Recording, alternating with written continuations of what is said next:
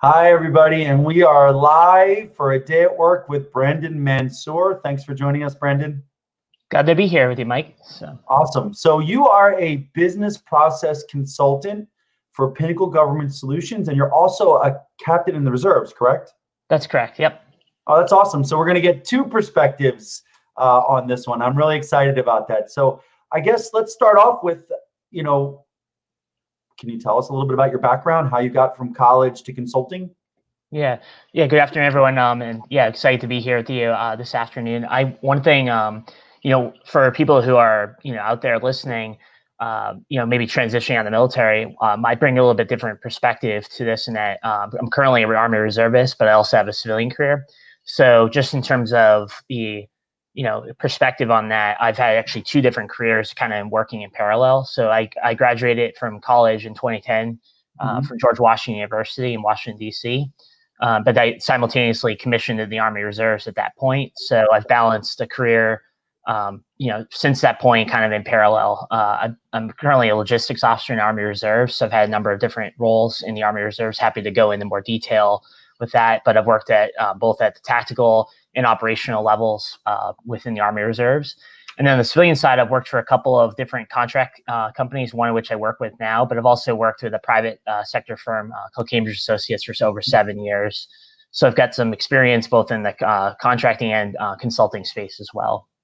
So let me ask you a question. What was your degree in? Sure. Yes, I graduated with a bachelor's in international affairs from the Elliott School at GW. So what made you want to go into consulting? Like, was that your plan all along, or was that an opportunity that came up? Yeah, it's a good question.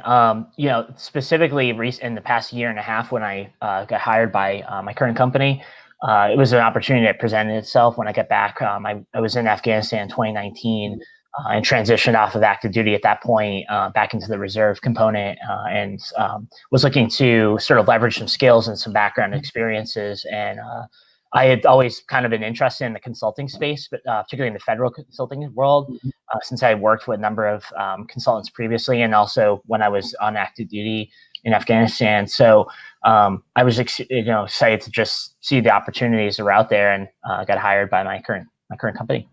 But I mean, even back to your first job out of college.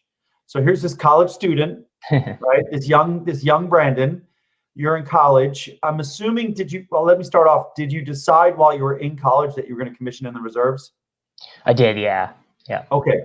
Can I ask, like, what was the purpose behind that? I mean, it's not really, I just think it's interesting.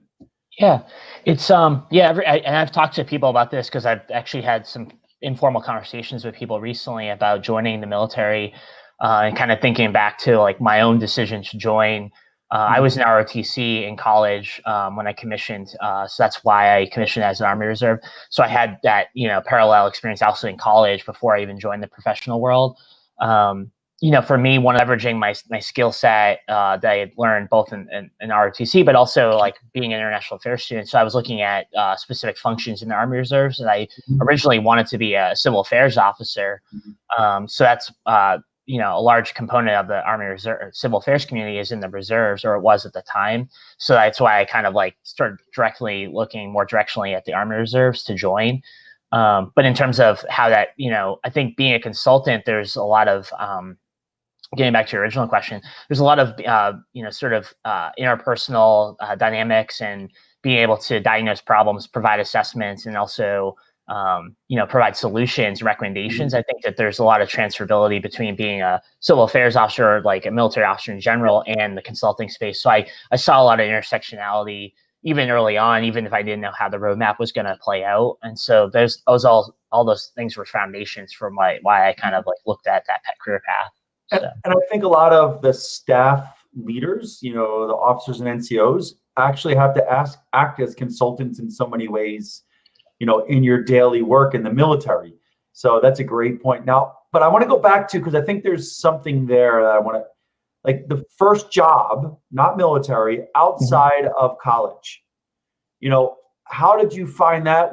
Did you know you wanted to be a consultant 10 years from now and you wanted to work in this industry to it? Or like, how did you find that first job? Yeah. So practically speaking, I think this is something that higher military does a really good job with is, giving opening doors, if you will.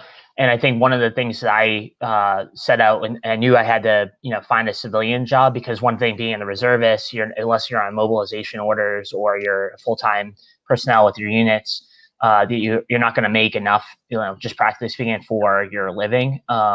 So I started realizing I had to do a separate civilian job search. So I started looking and putting my resume out on different what job websites and was able to network or find the specific role that I had. Believe it was through Mansur.com at that point. But I think now the resources, like, if you've expanded, because this was back in 2010, and obviously the country and our economy was at a very different point at that point as well.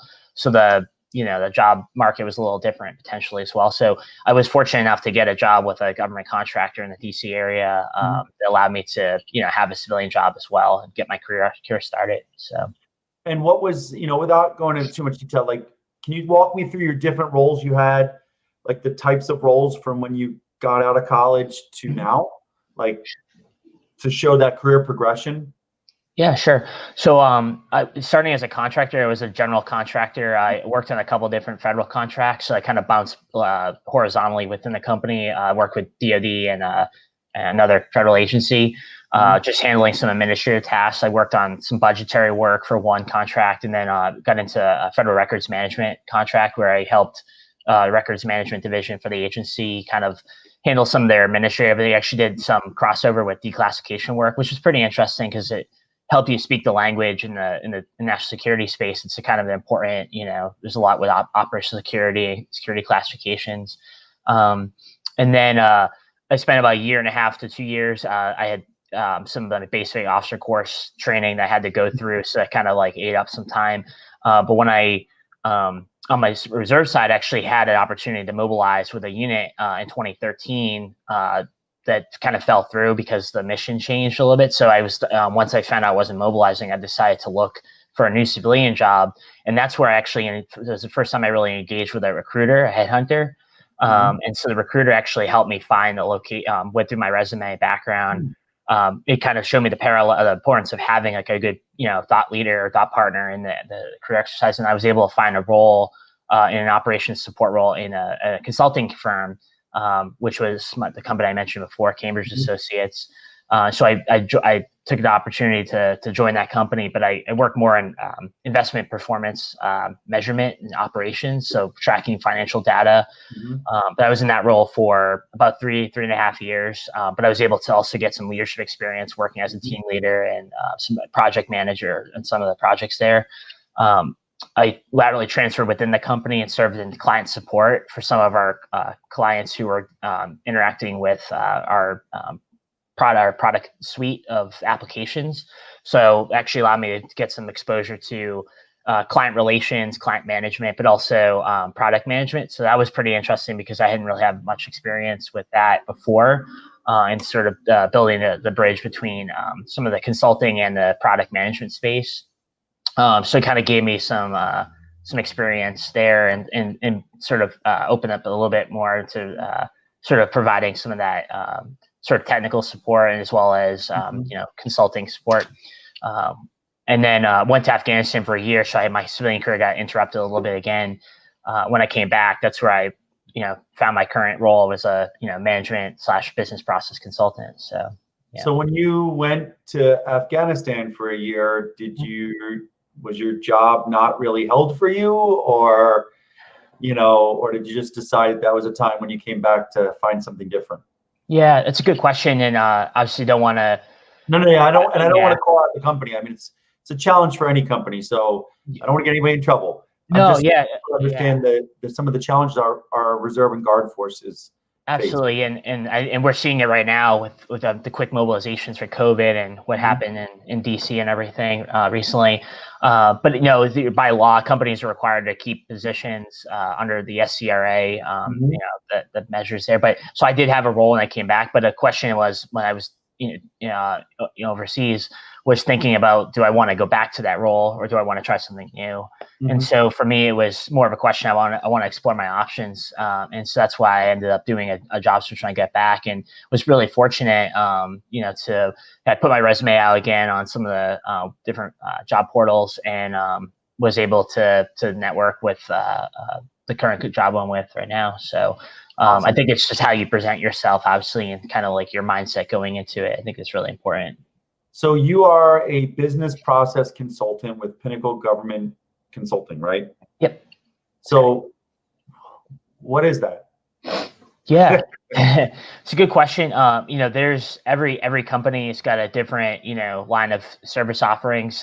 We work with a federal client right now, and we have a couple of different service offerings that we provide on value to our client on a daily basis. So I'm working on a couple, specifically right now, more on like a policy review, policy maintenance, support role for our client. Which in the federal government, and particularly with our client, is a very important role. But then we also help support some accountable property management and some records management aspects as well. So it's just kind of like it's part of a broader like contract with our client and everything that covers a lot of different spaces. But in terms of just business process itself specifically, you're looking at, doing your baseline assessments, examining what the client needs might be, and where you can provide some recommendations and technical support for on a daily basis, but also over time as well. So, but I guess, when does a potential client reach out to Pinnacle and say, I need help with this? Or, one thing I try to tell people that want to go into consulting is, what problem are you trying to fix? So when you talk about solving problems and business processes, can you dive in a little bit more into really what that means, for people that maybe haven't been in the consulting world?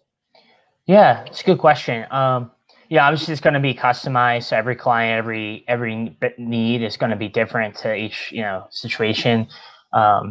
I think in the federal government space, there's, obviously there are requirements that are developed over time based off of what each agency or what each federal client needs, and they're going to put out, their requests for specific either client or contract companies to fill those requirements, and then under that, those requirements are, the staffing needs. So depending on specific function that contract's trying to, or requirements it's trying to meet, they'll look for a specific type of people to come in and fill those roles. And so it may be more of a generalized, generalist perspective, or maybe very niche, very specific. So in the IT space, for example, there may be IT policy, business process, improvement regarding like how, specific IT functions are supposed to run, product management is supposed to be handled, specific to that specific, the line of business or line of, kind. So I guess for someone looking into those roles, it's doing your own self-assessment of what you're interested in, or do you want to kind of take a broader approach and be more of a generalist type consultant, or do you want to find a more niche role that's geared more to something you're very interested in, whether it's like IT or records management or policy or something along those lines?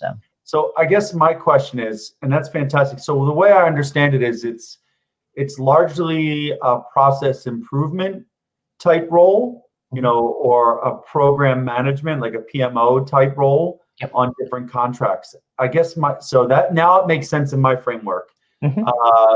My question for you is the line of work you typically support aligned with the work that you've already mentioned that you've done? So like you said, you did a lot of financials and a lot of analytics and investment firms.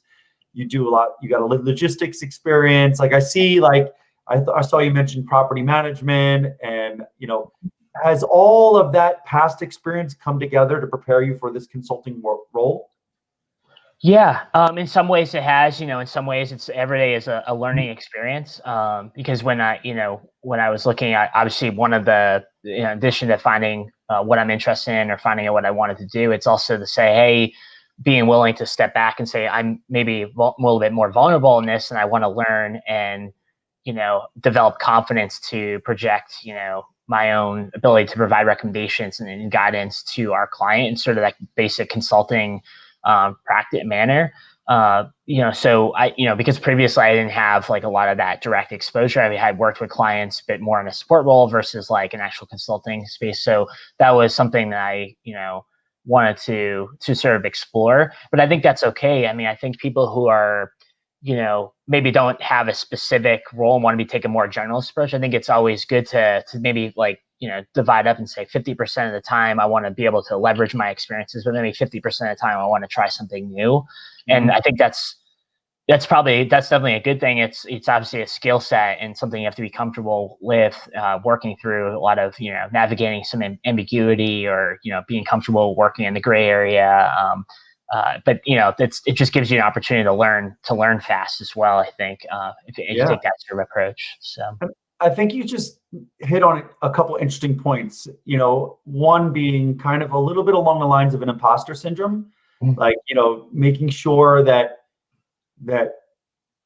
you're the expert coming in to fix things, but are you really the expert? Do you really know everything that you need to do everything? And being able to get beyond that as a consultant. The second part I would say that kind of complements that is that nobody wants a consultant. And I think this is something that we have to really get across to people is you don't want a potential client to come to you and say, I need to fix X, Y, Z.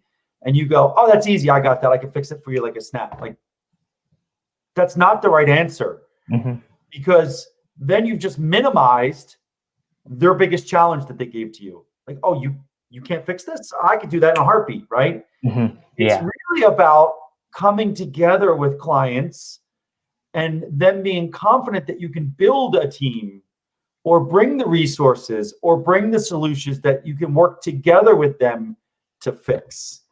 And I think that's, and correct me if I'm wrong, I think that's really what consulting is about. Would you kind of agree? Yeah, absolutely. I mean, and you can from the outside think, oh, it is like it's much more linear thing, but in reality, the process is a lot more customized. It's definitely about giving confidence to not just having confidence to project what you think may be a good solution, but it's also just being able to be a good thought partner with your client, and just being able to build those connections. And I think also being able to understand like there's the direct side of it, like the actual one-on-one interpersonal aspect of it versus being able to mix that desire to work, one-on-one with, or, more directly with clients, but also being able to, work with a team and work horizontally and collaboratively in an environment that I think translates well from the military because you do a lot of that, right? You do a lot of the briefings and a lot of the sort of, day-to-day, like, task management, et cetera. But then you also have that whole small unit or cohesive group collaboration that goes on as well as part of your efforts. So. Yep. And so let's talk about the day-to-day. So I'm assuming you're just a typical 9 to 5, hour and a half lunch, no other work. I'm seeing less and less of that in today's world. Got my coffee right here. So. Yeah, I like the branding too. I saw Pinnacle on the cup, so that's fantastic. Yep. So what's your day like? Yeah, well, I've been very fortunate. I think a lot of the consulting roles for those people who are looking for a lot of flexibility, some companies, some bigger consulting firms, and they're out there. I don't necessarily need to name them. They may have roles that may be a little bit more demanding, but I've been very fortunate in that my roles, allowed me a lot of good work-life balance. But also working in the federal government space versus a private client, maybe it will also provide some different dynamics there. But also fortunate that being able to work remotely as well, which in the past year has definitely been a benefit. So there's some qualitative aspects of the day-to-day have been really nice.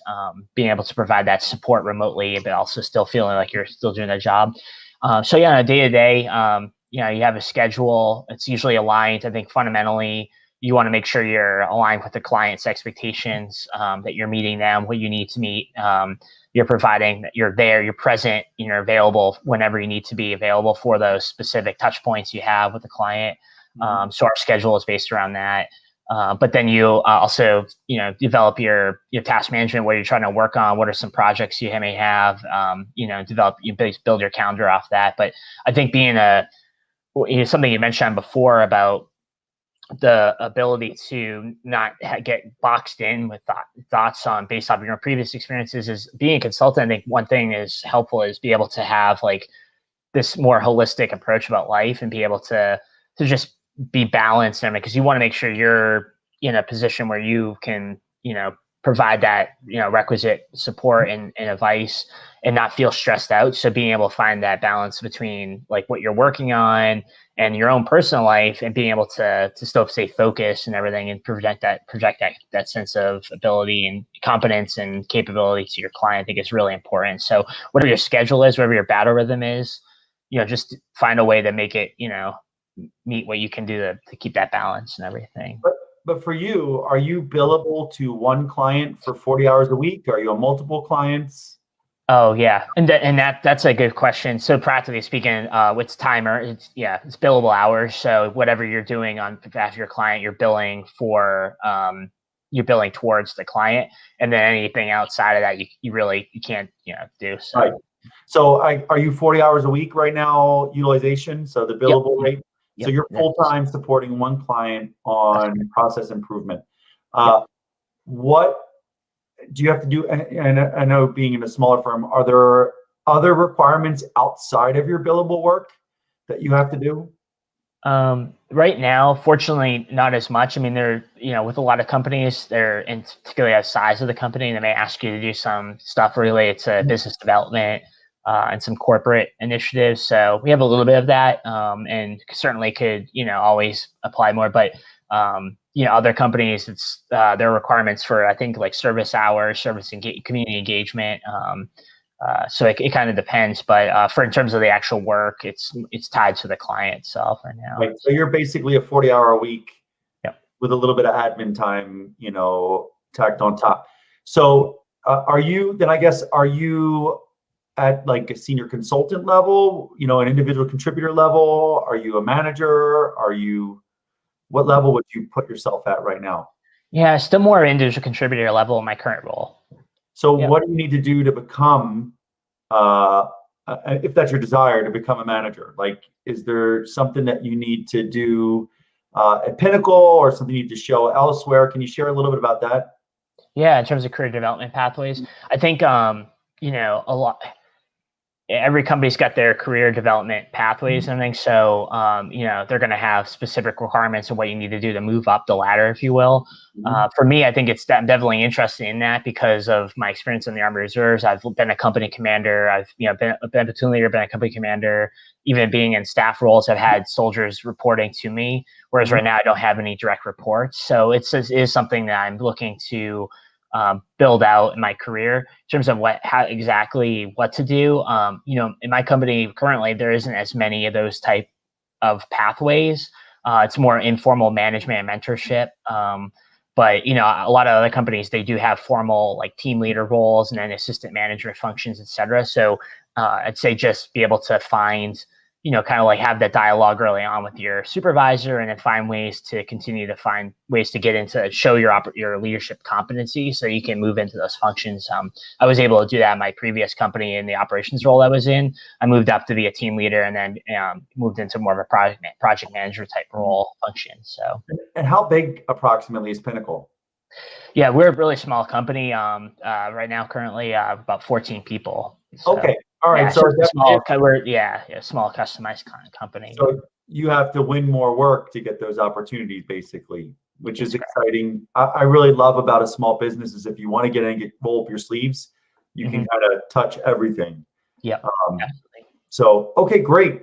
So government client, process improvement, 40-hour week. How many hours a day is on, Zoom calls, Teams, whatever? How many is actually focused on work, would you say? Probably about 50%.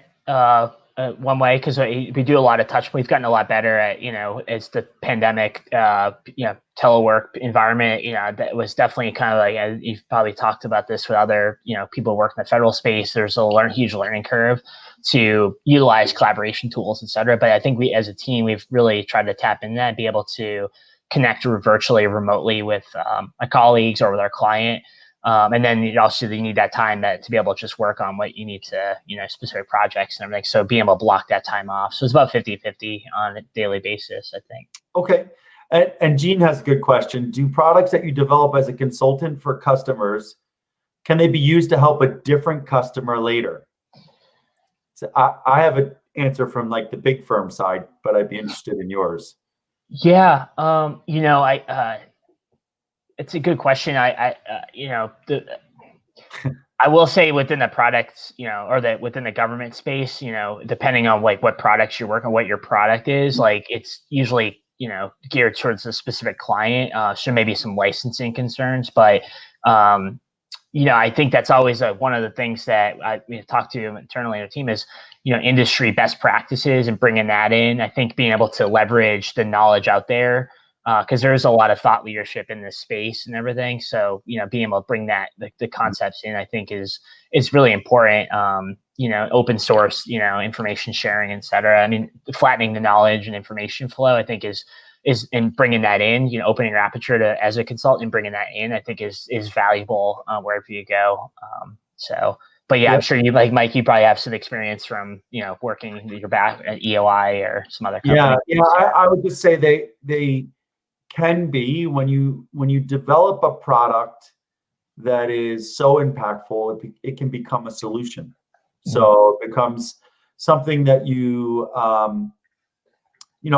obviously remove anything directly related to the client, but you can actually develop a solution that your organization can market, that then becomes customized for each individual client. So I've seen that done in the larger firms like EY. We definitely had a lot of solutions there that, when we went and talked to a client and when we came back with some possibilities, we would have, several solutions that we would propose, things that, we have a team that built that could be used. So a great question, Gene.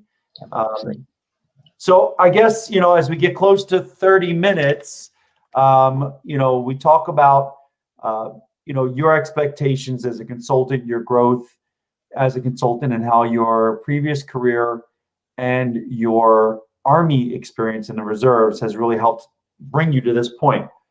I guess I would turn it over to you for the next minute or so. And like, what would be your advice to anybody transitioning, looking to start a career or continue a career in consulting?